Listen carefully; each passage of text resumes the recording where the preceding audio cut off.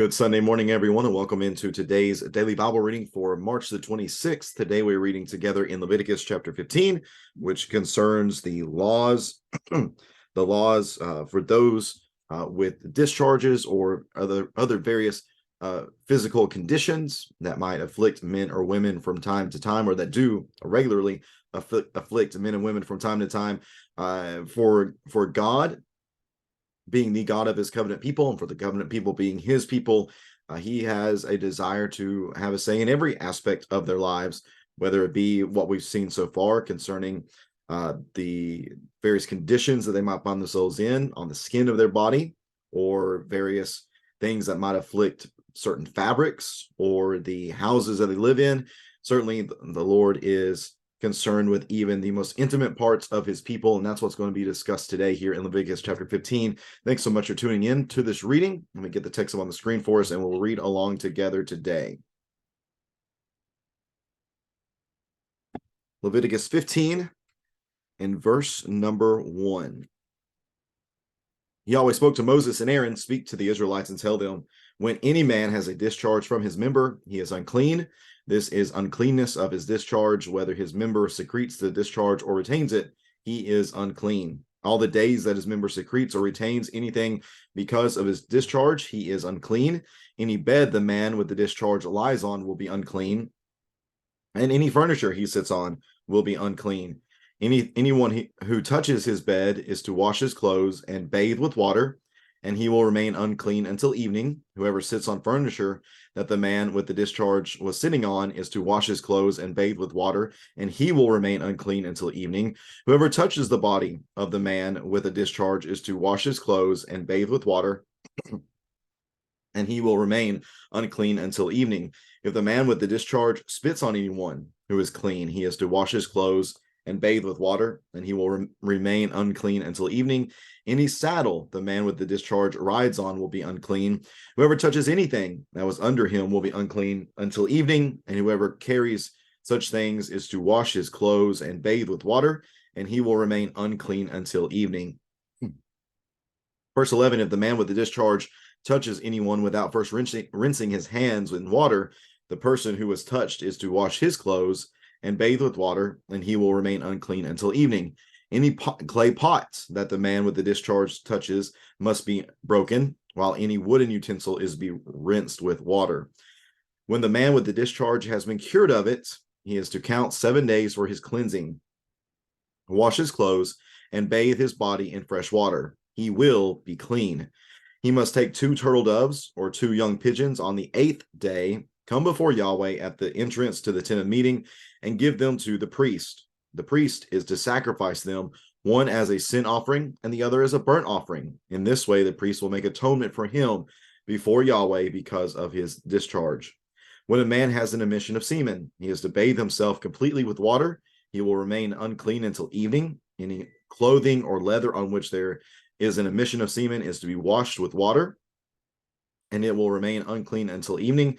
If a man sleeps with a woman and has an emission of semen, both of them are to bathe with water, and they will remain unclean until evening.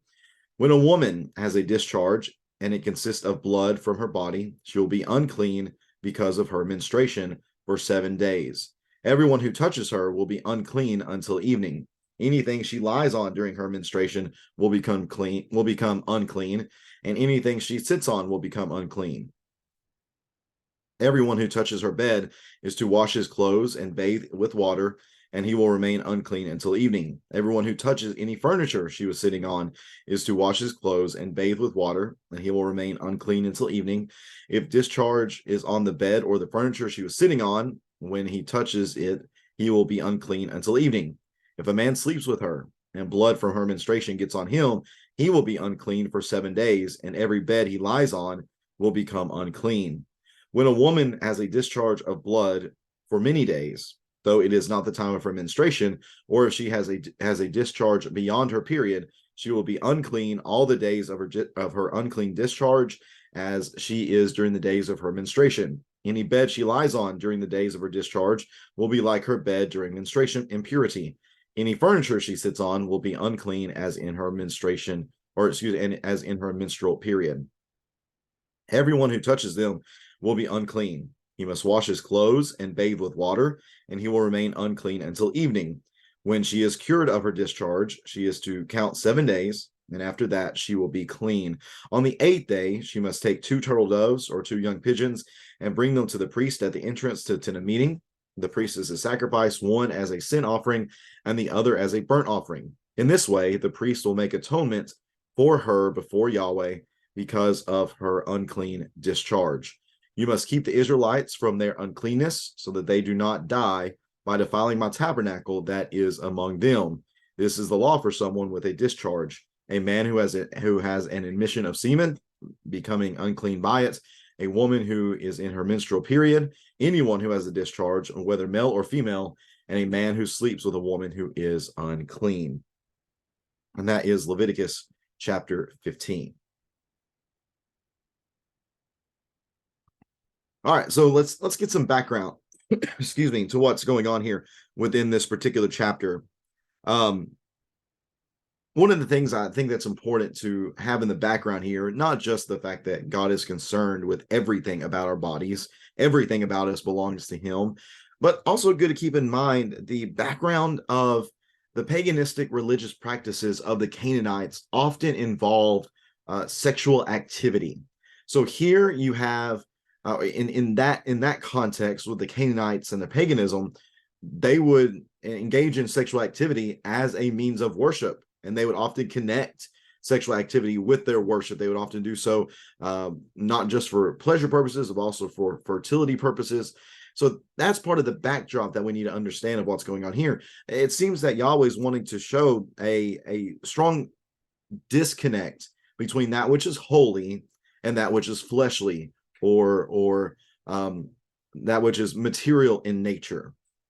So that's why I think that is the information that should frame how we are reading this text. Because again, as I think about this text, I don't see within this that these are sin issues, because in no place here is there a need for confession of sin or anything like that.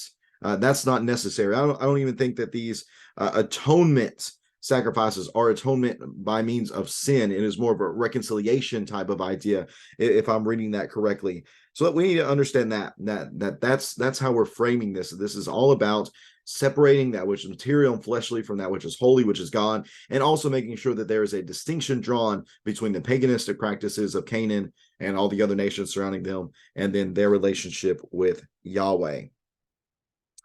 A good quote from one of the resources I have is that uncleanness establishes boundaries of action, but as long as now I can't read my writing.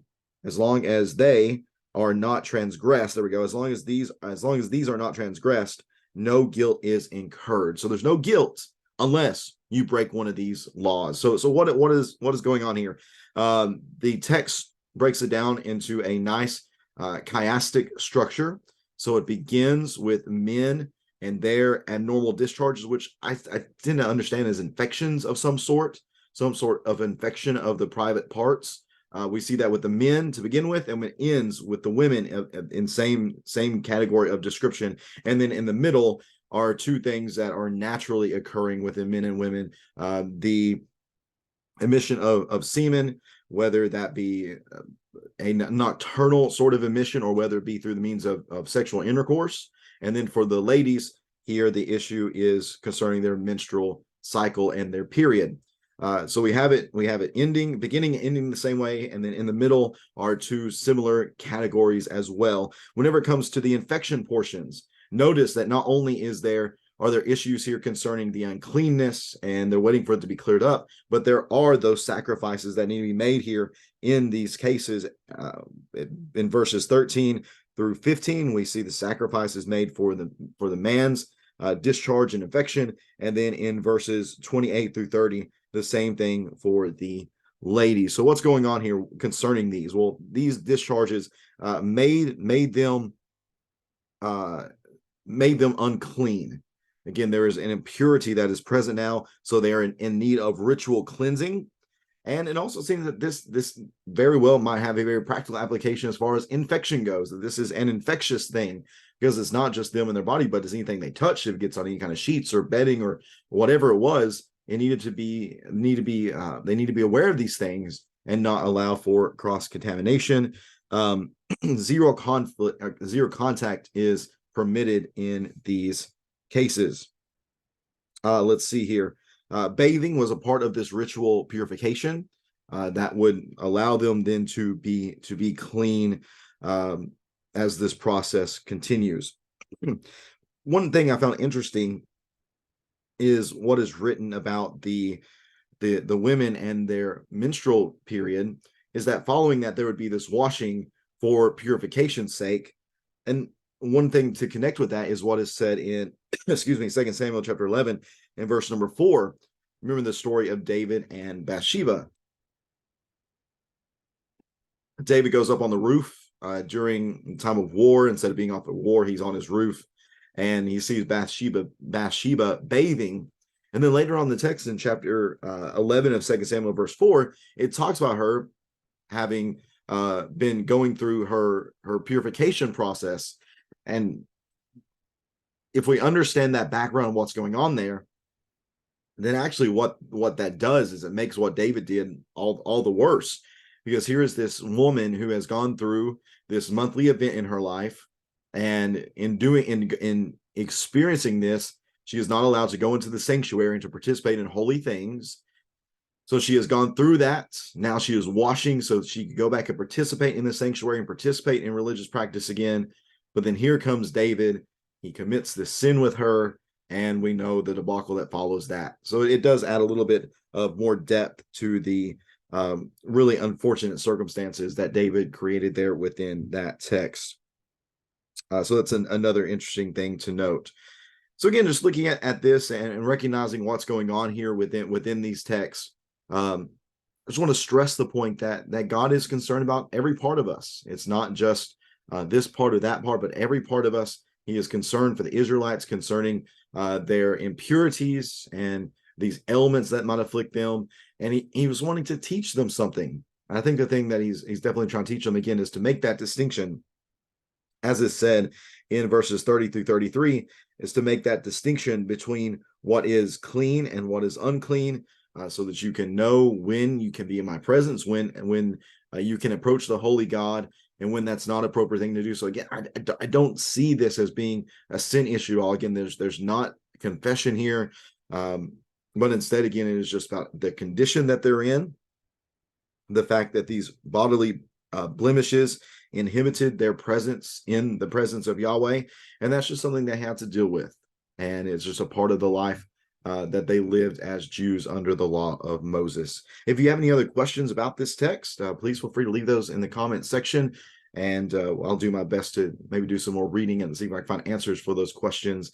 I do appreciate you tuning in for our read today on this Sunday. I'm really excited about tomorrow's reading in chapter 16 of Leviticus, because it gets to the Day of Atonement, one of the most important days within the calendar of the Jewish people. We'll read about that tomorrow and make some observations from this text. Again, thanks so much for tuning in today. Looking forward to being with everybody in just a little while for our Bible studies and our worship assembly. Looking forward to studying together with you concerning Jesus as being the new Moses of the new Exodus. I talked about that recently in a Wednesday night invitation, just very briefly, but then recently I did a series of discussions on our radio program, I think 3 or 4 lessons worth, on this idea of Exodus in Scripture, looking at the historical Exodus of Moses and the Israelites, and then seeing how that translates into Jesus leading a similar Exodus